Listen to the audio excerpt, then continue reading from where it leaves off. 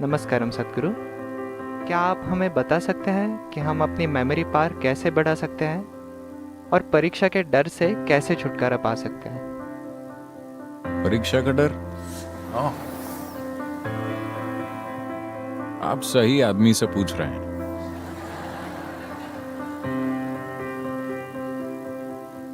जिसे इसका पूरा अनुभव है, ऐसा इंसान जिसे कभी भी परीक्षा का कोई डर नहीं रहा।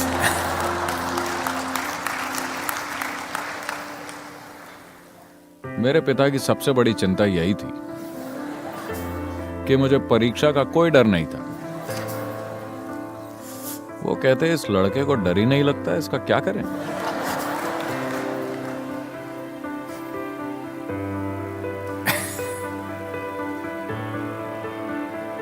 this is the whole thing.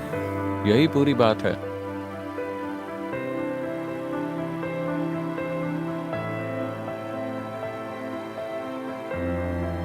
You ask me this. आप ये सवाल पूछ रहे हैं, अच्छी बात है, लेकिन पहले आपको समझना होगा कि कहीं ना कहीं दुनिया में, समाज में ये धारणा फैली हुई है कि डर एक तरह की खूबी है।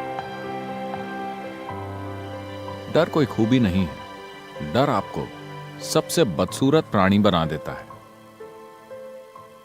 आपके जीवन का सबसे बुरा अनुभव शायद डर ही है। इसी एक चीज के अभाव ने मेरी जिंदगी को बहुत ही सुखद बना दिया है, क्योंकि डर हमेशा किसी ऐसी चीज का होता है जो अभी तक हुई नहीं है। डर किसी ऐसी चीज का होता है जिसका अभी कोई अस्तित्व नहीं है। क्या होगा, इसी का डर होता है। क्या होगा आपको नहीं पता। जब आपको नहीं पता कि आप पेपर में क्या लिखने वाले हैं, वो चीज जो आपने साल भर सीखी है, फिर भी आपको नहीं पता कि आप क्या लिखेंगे, अगर ये हालत है तो आपके जीवन में क्या होगा, निश्चित रूप से आपको नहीं पता, है ना? Yes? But you're imagining. लेकिन आप सारी बुरी चीजों की कल्पना कर रहे हैं जो परीक्षा के बाद होंगी। नहीं, परीक्षा के बाद एक बढ़िया छुट्टी मिलने वाली है।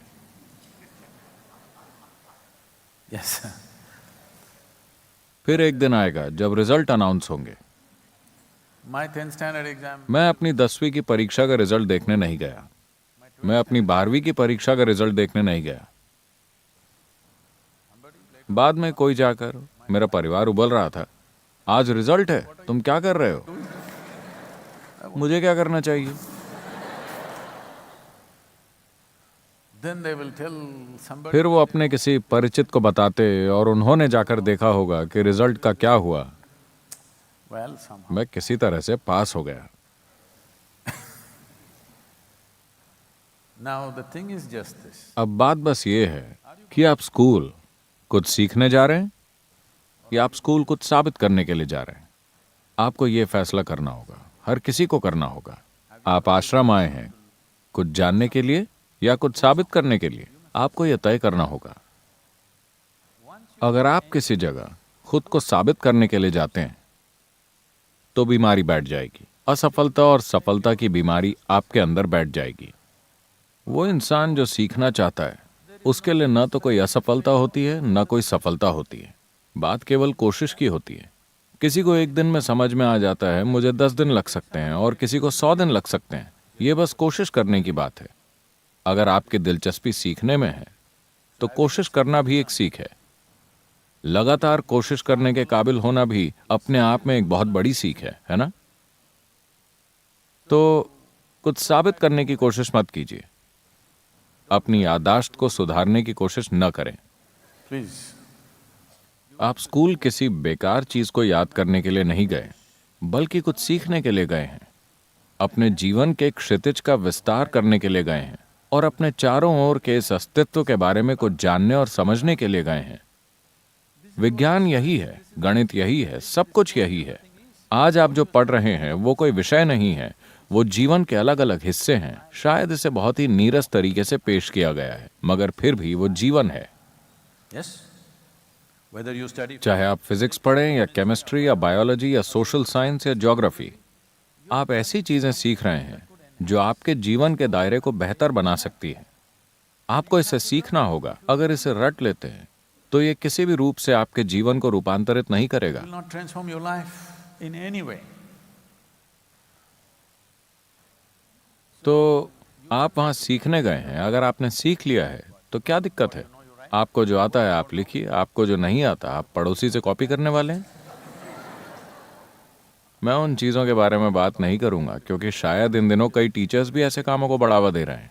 Getting a few marks more, थोड़े अंक ज़्यादा या कम पाने से बहुत ज़्यादा फर्क नहीं पड़ने वाला, लेकिन आप कितना सीखते हैं इससे बहुत फर्क पड़ने वाला है। कितने फंडामेंटल्स आपने अभी अच्छे से समझे हैं, इससे बहुत फर्क पड़ेगा। फिलहाल उसी पर ध्यान दीजिए। आप कितनी समझदारी से, कितने बढ़िया तरीके से, कितनी काबिलियत से अपना जीवन जीते हैं, यही महत्वपूर्ण है। आप कितना याद रखते हैं ये महत्वपूर्ण नहीं है। मुझे एक भी चीज़ याद नहीं है, that's why इसीलिए मैं यहाँ बैठकर आपके साथ गप्पे मार सकता हूँ किसी भी चीज़ के बारे में, there's no… क्योंकि कुछ याद रखने का कोई बोझ नहीं है। So, तो दस्त रोकने की दवाइयाँ मत खाइए और अपनी याददाश्त की चिंता मत कीजिए। जो आप जानते हैं आप करेंगे, जो आप नहीं जानते आप वैसे भी वो नहीं कर पाएंगे। लेकिन अगर आपको कॉपी करना आता है तो ये आपके ऊपर है। मैं तो ऐसा नहीं करता और मुझे विश्वास है कि हमारे टीचर्स अलाउ नहीं करेंगे, because क्योंकि जीवन के इस चरण में आपको अपना जीवन छल से शुरू नहीं करना चाहिए। don't at least be… मैं ईमानदारी की बात नहीं कर रहा हूं। मैं ये कह रहा हूं कि आप जीवन के साथ सीधा रहना सीखें ताकि कल आप छोटी छोटी बातों से मुड़ तोड़ ना जाएं। आप ठीक ही रहेंगे, मैं ऐसा ही हूं, ठीक है। मुझे केवल 35 अंक मिले, चलेगा, मैं ऐसा ही हूं। इससे मेरे जीवन की क्वालिटी तय नहीं होगी। मैं चाहता हूं कि आप इस बात को समझें। आपको कितने मार्क्स मिले हैं इससे आपके जीवन की क्वालिटी तय नहीं होगी, मगर आप कितनी ईमानदारी से जीवन जीते हैं आपके जीवन की गुणवत्ता इस बात से जरूर तय होगी। तो नकल नहीं करना है, ठीक है। मान लीजिए आपको कुछ नहीं आता, कोई बात नहीं, वहां खुशी खुशी बैठिए और बाहर आ जाइए। सबको बता दीजिए कि मुझे नहीं आता था।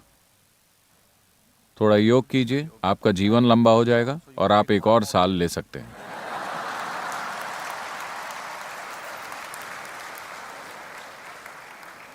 सीखने के लिए एक और साल, मगर नकल मत कीजिए, क्योंकि छोटी चीजों के लिए अपनी ईमानदारी मत खोइए।